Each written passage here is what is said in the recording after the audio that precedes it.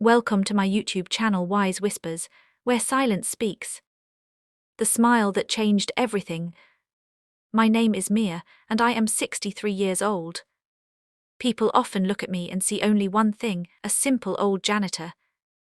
But what they don't see is the story behind the broom. That evening changed my life forever.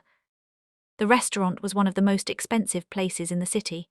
Crystal chandeliers hung from the ceiling, soft music floated through the air, and the smell of freshly cooked steak and herbs filled the room.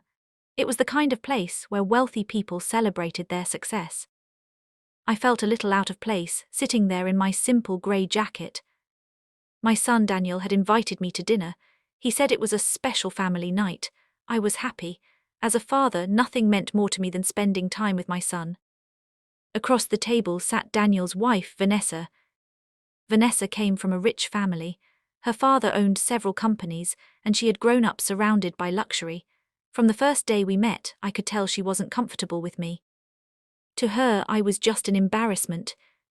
After all, I worked as a janitor at a large office building. While the waiter poured water into our glasses, Vanessa looked around the restaurant and then at me. Her eyes narrowed slightly.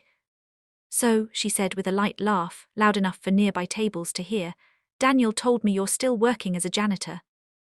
Her voice carried a tone that cut deeper than any knife. I nodded calmly. "Yes," I said, "I've been doing it for many years." She laughed again. A few people at nearby tables turned to look. "You're a simple poor janitor," she said mockingly. "I mean, isn't that embarrassing at your age?" The words hung in the air. My son shifted uncomfortably in his seat. "Vanessa," he murmured softly. But she wasn't finished.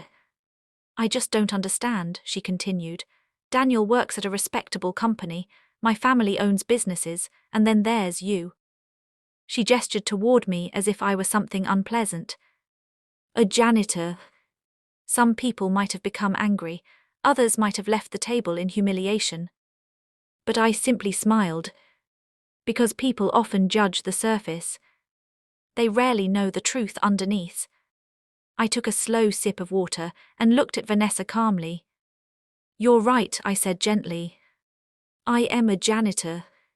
She leaned back in her chair, clearly satisfied. But then I added something she didn't expect. "And I'm proud of it." The smile disappeared from her face. "You're proud," she scoffed, "cleaning floors." "Yes," I said quietly. Because every single floor I cleaned helped build the life my son has today. When Daniel was only 6 years old, my wife died from a sudden illness. Overnight, I became both father and mother. Those were difficult years. Money was always tight. Sometimes I worked 2 jobs just to make sure Daniel had food on the table. I remember nights when I skipped dinner so he could eat more. I remember sewing his school uniform by hand because we couldn't afford a new one. And I remember the day I started working as a janitor. Many people look down on that job. But to me it was something different. It was dignity. Honest work. Every night I cleaned offices while the city slept. The building was quiet except for the sound of my mop moving across the floor. Sometimes I would look at the big executive desks and think about Daniel's future. One day I told myself my son would sit in an office like this. And I would keep cleaning floors until that dream came true. Years passed. Daniel studied hard. He earned scholarships, graduated with honors. Eventually, he got a great job at a technology company. The day he received his first office key, he hugged me and cried. "You did this, Dad," he said. But I shook my head. "No," I told him. "You did." Still, I never stopped working as a janitor. Not because I had to, but because that job reminded me where I came from. Back at the restaurant, Vanessa crossed her arms. "That's a nice emotional story," she said dismissively, "but let's be honest, it doesn't change the fact that you're still just a janitor." The table fell silent. Daniel looked embarrassed. But I remained calm. Because I had learned something in my 63 years. The loudest people in the room are rarely the wisest. I simply smiled again. You're right, I said. But sometimes things aren't exactly what they seem. Vanessa rolled her eyes. Oh, really? I nodded. Yes. Just then, the restaurant manager approached our table. He looked at me and smiled warmly. Good evening, Mr. Meir, he said respectfully. Vanessa blinked in confusion. You know him, she asked. The manager nodded. Of course. He turned to Vanessa politely. Mr. Meir is actually the owner of this restaurant.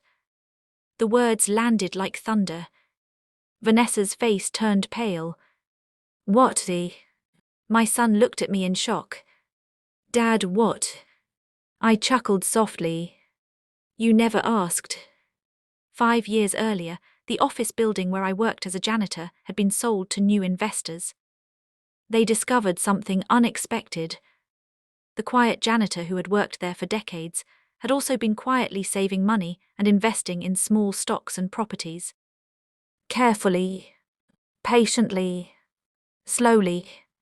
By the time I turned 58, those investments had grown more than I ever imagined. When the opportunity came to buy a small restaurant, I took it. Then another. Then another. Today I owned several businesses. But I never told people. Because money changes how people treat you. And I preferred honesty. Vanessa stared at me with wide eyes. You own this restaurant? Yes. And 3 others, the manager added proudly. The silence at the table became heavy. Vanessa's confident smile had completely vanished. Her voice suddenly softened. I didn't know. I nodded. That's okay.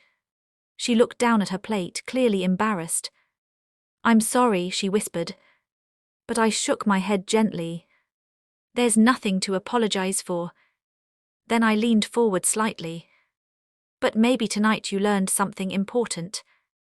She looked up slowly. People aren't defined by their job titles. They're defined by their character. The dinner continued quietly after that. Vanessa barely spoke. Daniel looked at me with new respect. As we left the restaurant, he stopped me outside under the warm streetlights. Dad, he said softly, why didn't you ever tell me? I smiled. Because I wanted you to respect people for who they are, not for what they own. He nodded slowly. I understand now. I placed my hand on his shoulder. That's the most valuable lesson a father can give.